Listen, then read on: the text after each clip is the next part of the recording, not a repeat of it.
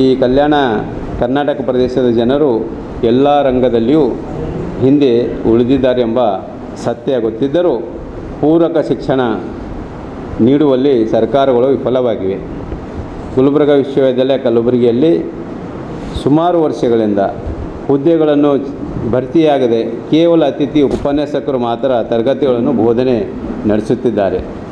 ಇದು ಮೇಲ್ನೋಟಕ್ಕೆ ಬೇಕು ಎಂಬಂತೆ ಜಾಣ ಕುರುಡುತನ ತೋರುತ್ತಿರುವುದು ಭಾಸವಾಗುತ್ತಿದೆ. ಇದರಿಂದ ಇಲ್ಲಿನ ಉನ್ನತ ಶಿಕ್ಷಣ ಹಿಂದುಳಿದಿದ್ದು ನಮ್ಮ ಪ್ರತಿಭೆಗಳಿಗೆ ಅನ್ಯಾಯವಾಗುತ್ತಿದೆ.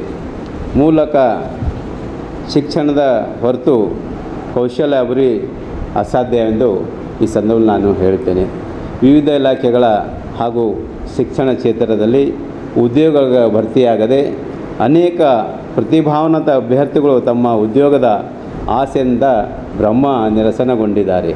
ಕಾಲಕಾಲಕ್ಕೆ ತರವಾದ ಹಾಗೂ ಹೊಸ ಹುದ್ದೆಗಳ ಭರ್ತಿಗೆ ಸರ್ಕಾರ ಸೂಕ್ತ ಕ್ರಮ ಕೈಗೊಂಡರೆ ನಮ್ಮ ಭಾಗದ ಜನರ ತಕ್ಕಮಟ್ಟಿನ ಉದ್ಯೋಗ ಸಮಸ್ಯೆಯನ್ನು ಹೋಗಲಾಡಿಸಬಹುದು.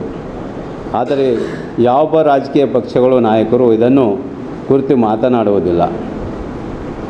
ಈ ಮೇಲಿನ ಅಂಶಗಳನ್ನು ನನ್ನನ್ನು ವಿಧಾನ ಪರಿಷತ್ ಚುನಾವಣೆಗೆ ಸ್ಪರ್ಧಿಸುವಂತೆ ಪ್ರೇರೇಪಿಸಿದೆ. ಹಲವು ವರ್ಷಗಳಿಂದ ಎಲ್ಲವನ್ನು ಹತ್ತಿರದಿಂದ ಗಮನಿಸಿದ್ದೇನೆ.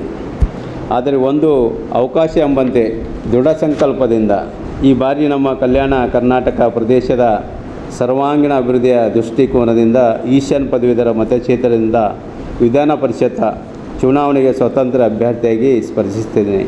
ಇಲ್ಲಿನ ಪ್ರಜ್ಞಾವಂತ ಮತಕ್ಷೇತ್ರದ ವಿಧಾನ ಪರಿಷತ್ ಚುನಾವಣೆಗೆ ಸ್ವತಂತ್ರ ಅಭ್ಯರ್ಥಿಯಾಗಿ ಸ್ಪರ್ಧಿಸುವುದು ಇಲ್ಲಿನ ಪ್ರಜ್ಞಾವಂತ ಮತದಾರರು ನನ್ನನ್ನು ಆಶೀರ್ವದಿಸುವರು ಎಂಬ ಸಂಪೂರ್ಣ ಭರವಸೆ ಇದೆ.